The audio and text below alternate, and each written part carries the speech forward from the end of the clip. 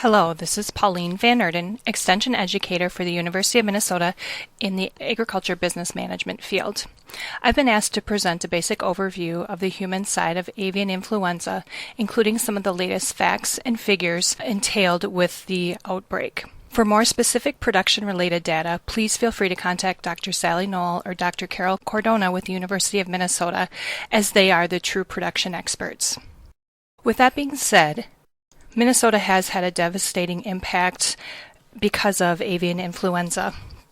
To date, 108 poultry farms have been impacted. This includes 102 turkey farms and 6 chicken egg laying farms. There's really two segments of the industry: farmer-owned birds and barns, and farmer-contracted production for a grower such as Jennie-O or Wilmer Poultry Company. Total birds affected within the state total 9,024,632. The makeup of this is approximately 5 million turkeys and 4 million laying hens. There have been no new infections since June 5th.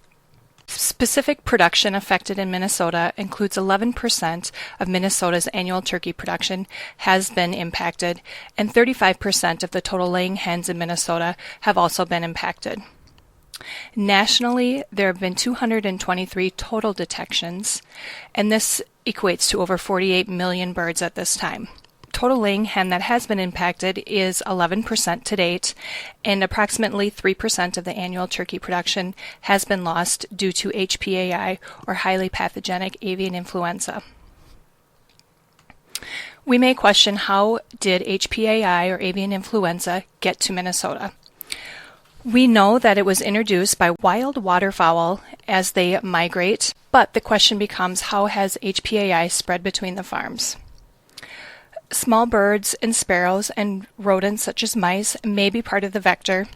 There's also on-farm biosecurity lapses that could have occurred, including lack of cleaning and disinfecting of vehicles and humans as they are coming in and off of the facility. There's been much sharing of equipment and employees between farms up until this time, so all of those could be possible chinks in the armor to let the disease in. Also, the virus has been found airborne and is believed to possibly have been spread by high winds that occurred throughout the spring of 2015. Once a farm has tested positive for HPAI, there is a depopulation process that occurs in order to help alleviate the spread of the disease. First of all the birds on this site are euthanized whether or not they are showing signs of the disease. This happens as quickly as possible. The goal would be within 24 hours, but know that this may not be possible during a crisis situation.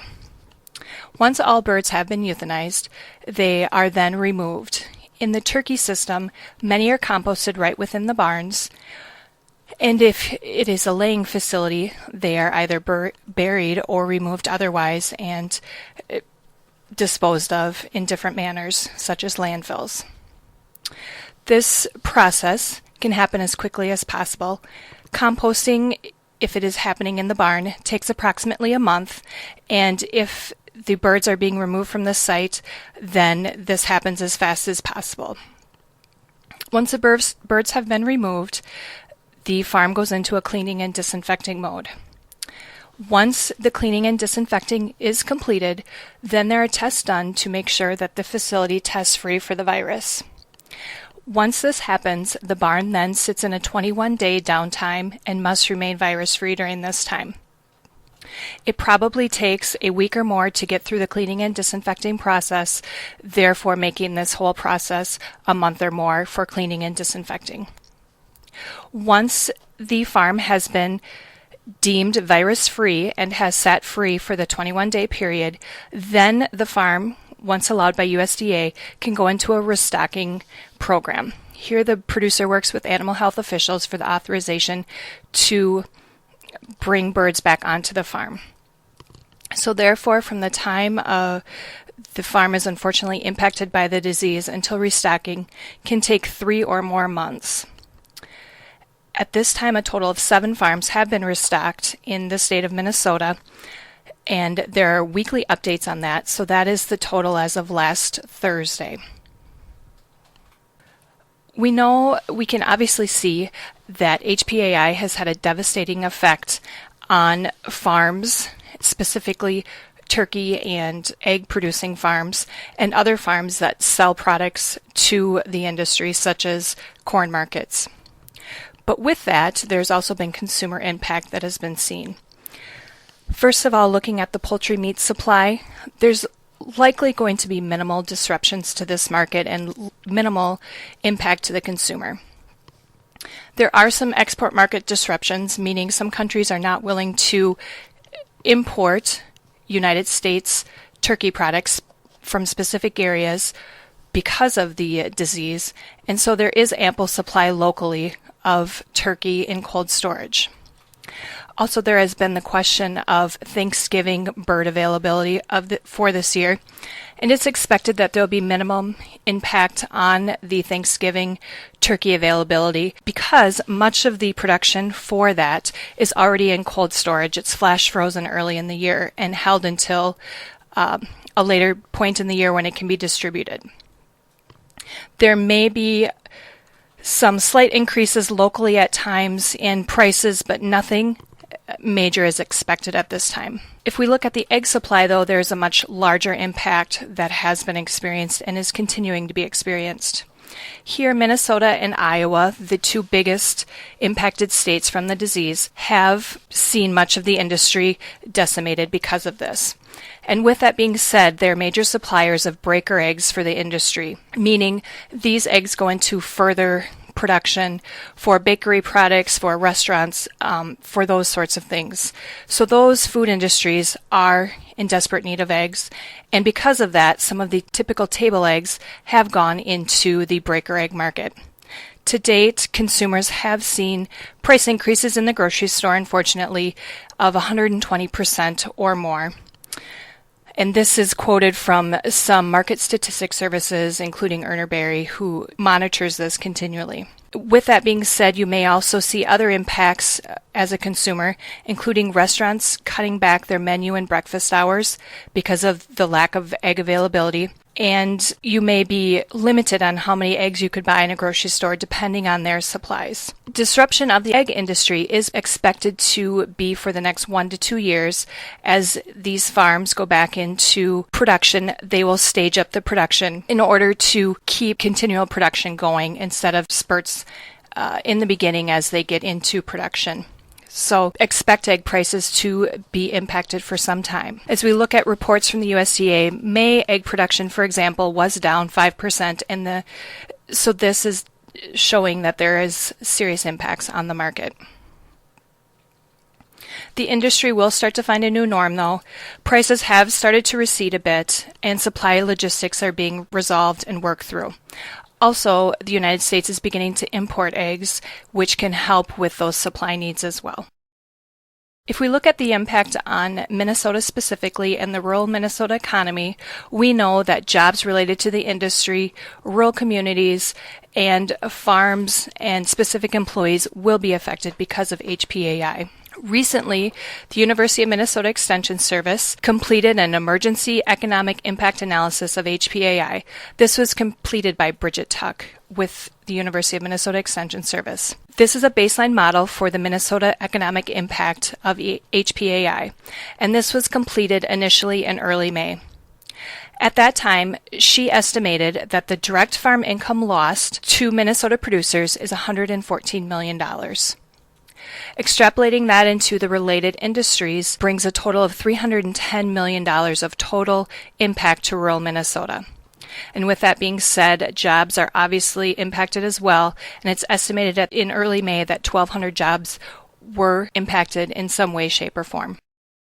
At this time, there has not been a formal follow-up study completed, and that will be coming, but if we look at the total impact in May and extrapolate that study to the current situation, looking at additional birds lost, we can estimate the total impact to date. Additional birds lost at this time are 3.3 million since that May 5th study. Therefore, it's estimated that direct farm income lost is $180 million, with related industry losses of $490 million estimated. and job losses are likely to total 1,900. So severe impacts on the economy of Greater Minnesota. What has been done to help these producers and help rural Minnesota? The biggest program has been the USDA Indemnity Program. That program reimburses farmers for the birds that had to be euthanized to help stop the spread of the disease. There's little insurance coverage available. There is no federal insurance coverage, such as the Federal Crop Insurance Program for livestock. And also private insurance has limited availability. Some producers may have a disease rider on their policy or a loss of business interruption rider, but typically those do not happen as they are expensive and not all companies even offer them. Minnesota specifically to date has come up with a loan assistance program through the Minnesota Rural Finance Authority, a segment of the Minnesota Department of Ag. This program does offer up to $200,000 loans at low interest rates when partnered with local banks to help producers in their time of need. Also, the Minnesota Department of Ag has the Minnesota Farmer Assistance Network. This is a business, financial, and emotional assistance program for those people impacted in order to help them get through the disease. And this can be available for other situations as well, but it has been utilized as part of the HPAI epidemic. In addition, other state and national agencies are looking at support options for producers.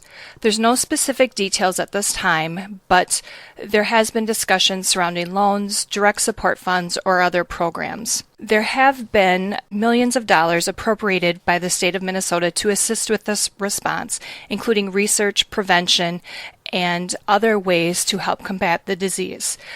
The only direct producer support at this time, though, has been the Minnesota Rural Finance Authority's loan funds. And also there are extended unemployment benefits for poultry workers if they have been impacted or laid off because of impacts of HPAI. As we move forward, there will be many continued unknowns. One of the biggest unknowns is, will the fall migratory patterns and the cooler weather bring on another round of the disease? Industry is assuming so and is trying to prepare and be ready for that. How long before all quarantines are lifted in the state of Minnesota and all production is resumed? And also another unknown is, what will be the total financial impacts to Minnesota and specifically rural Minnesota? What we do know is HPAI is causing major effects in Minnesota and many are struggling. We hope to help those people get through this and move on in the best possible way. I'd like to thank you for taking the time to listen to this, and if you'd like specific information related to today's presentation, please seek out the Ag Business Management website within Extension.